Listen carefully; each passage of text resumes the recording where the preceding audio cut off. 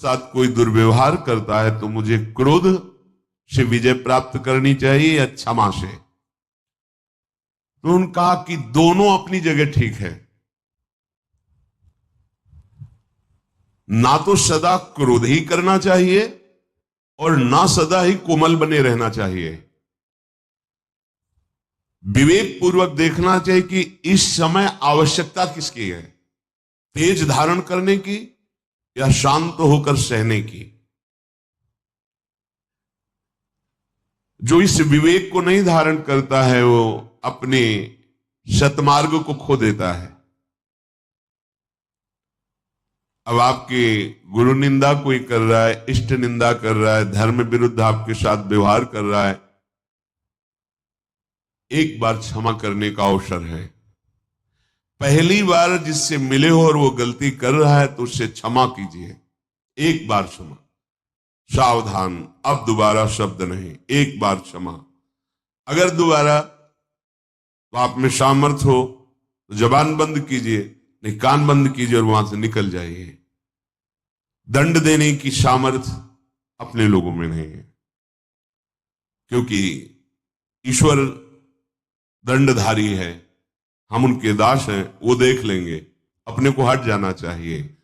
उस सभा में, जिस सभा में अधर्म बर्ताव हो रहा है, यदि आप बैठे रहे तो उसी अधर्म के आप भी भागी बनेंगे। जिसमें संत निंदा हो रही, भगवत निंदा हो रही है, अगर वहां आप चुपचाप बैठे हैं, विरोध नहीं कर रहे हैं, तो वही पाप आपको भी लगेगा जो निंदा करने वाले को लगेगा। इसलिए या तो उठ के वहां से चल दें और या फिर उसका विरोध करें, सभा में खड़े होकर उसका विरोध करें कि आप ऐसा नहीं कर सकते। इसके करने से आप पाप से बच जाएंगे। अवसर देख करके कभी कभी शांत होना पड़ता है और कभी कभी भयंकर रूप भी धारण करना पड़ता है। इससे वो अपने परमार्थ को बचा लेता है। तुम्हें क्षमा का अवसर बताता हूं, जैसा मनीषी पुरुषों ने अनुभव करके सिद्धांत लिखा है।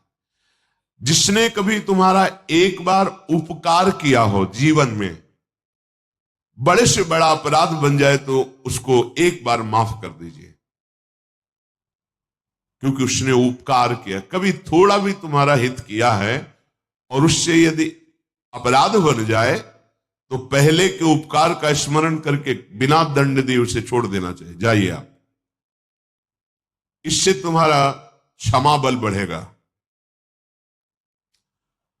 जिससे अनजान में अपराध हो गया है आपके साथ, उसे पता नहीं था, उसको क्षमा कर दीजिए। क्योंकि सबके लिए सर्वज्ञता सुलभ नहीं है। वो अज्ञानी है, अज्ञान के कारण अपराध बन गया तो क्षमा कर दीजिए। पर जिसको एक बार क्षमा कर दिया है और फिर वही अपराध तुम्हारे साथ कर रहा है, तो फिर उसके लिए क्षमा शब्द का प्रयोग नहीं, क्योंकि अब वो फिर तुम्हारे लिए बहुत हानिकारक हो जाएगा। उसके अपराध निवारण के लिए फिर कानून व्यवस्था है, धर्म व्यवस्था है। जो जानबूझकर तुम्हारे साथ बार बार अपराध कर रहा हो, उसको अब क्षमा करना ठीक नहीं है। ये शास्त्र आज्ञा करता है। एक बार क्षमा कर दिया शास्त्र बाबू अर्जुन को। बड़े क्रोध से भगवान परशुराम जी आए जब सुना कि जमदग्नि जी उनके पिता हैं, यहां से आश्रम का विनाश किया उसने और गौ आदि अपहरण करके ले गए। माता विलाप कर रही थी, उनका ऐसे समर्थ की मां विलाप कर रही है, मैं इनका विनाश कर दूं। जमदग्नि जी ने कहा नहीं, पहला अपराध है, क्षमा कर दीजिए। हमारा बल क्षमा है। लेकिन उद्दंडता उनकी इतनी बढ़ गई कि उन्होंने वध कर दिया आकर दोबारा जमदग्नि जी का। फिर भगवान परशुराम ने क्षमा नहीं किया। अपने तेज बल से और फरसे के बल से पूरे वंश का विनाश, काट काट के पहाड़ लगा दिए थे। तो जो उद्दंड है, पाप पे पाप करता जा रहा है, उसके लिए क्षमा शब्द का प्रयोग नहीं है। उसके लिए दंड ही उसके लिए सही औषधि है। हो यदि एक बार अपराध करे तो विचार पूर्वक क्षमा कर देना चाहिए। यदि जानबूझकर दोबारा अपराध करता है तो उसे, ये दूसरों के लिए नहीं अपने लिए भी लागू है। एक बार हमसे गलती हो गई तो प्रभु क्षमा कर देंगे। जानबूझकर गलती करो और सोचो कि भाई नाम या किसी से हम, तो उसको फिर नामापराध के अंतर्गत माना गया है और विशेष दंड का अपराधी। जैसे आपसे अभी तक गलती हो गई, पापाचरण हो गए, गंदे गंदे खाद्य और शब्द, आपने सत्संग सुना और अब लो निशानी, अब ना नशे हो और भगवान की शरण में हो गए तो सब माफ हो गया। लेकिन अब नहीं होना चाहिए। अगर फिर होता है तो सब जुड़ जाएगा ब्याज सहित। जो दोबारा बार बार अपराध करता है उस अपराध के लिए दंड देने से ही उसका सुधार होगा, क्षमा से नहीं। अच्छी तरह जांच पड़ताल कर ले और जब ये सिद्ध हो जाए कि ये अमुक बार बार अपराध कर रहा है तो उसके क्षमा योग्य बर्ताव नहीं करना चाहिए, क्योंकि उसका सुधार हो जाएगा, उसके अपराध का दंड यदि उससे मिलेगा। कोमल स्वभाव और उग्र स्वभाव ये दोनों होने चाहिए।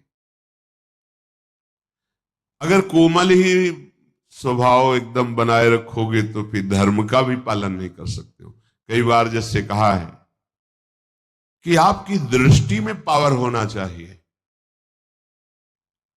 आप देख के मुस्कुरा दिए, आप ऐसे सरल ढंग से देख, कोई भी आपको बात करेगा, छेड़ेगा, परेशान करेगा, अंदर से भगवत चिंतन चल रहा है, सबके प्रति भगवत भाव है, लेकिन आपकी दृष्टि में, बचाइए अपनी दृष्टि को तो आपकी दृष्टि में सामर्थ्य आ जाएगी। ऐसे ही आप जो देखते रहते हैं आपकी दृष्टि शक्तिहीन होती रहती है। संत अपनी दृष्टि को, जितना आप अपनी नेत्रेंद्रिय को फिर आप देखेंगे तो सामने वाले के अंदर जो अपराध वृत्ति भयभीत हो जाएगा। दृष्टि में बहुत ताकत।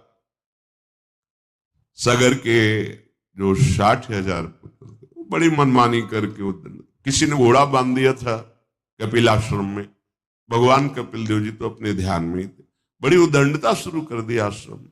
तो केवल देखा ही था, भस्म हो गए। संकल्प नहीं किया था, ऐसा शास्त्र में लिखा है। उन्होंने संकल्प किया हो जाओ भस्म, ऐसा कुछ नहीं, केवल देखा ही था, भस्म हो गए। उन्हीं के उद्धार के लिए तो भागीरथी गंगा जी का प्रादुर्भाव भूतल पर हुआ। तो सदैव कोमल स्वभाव नहीं रखना चाहिए।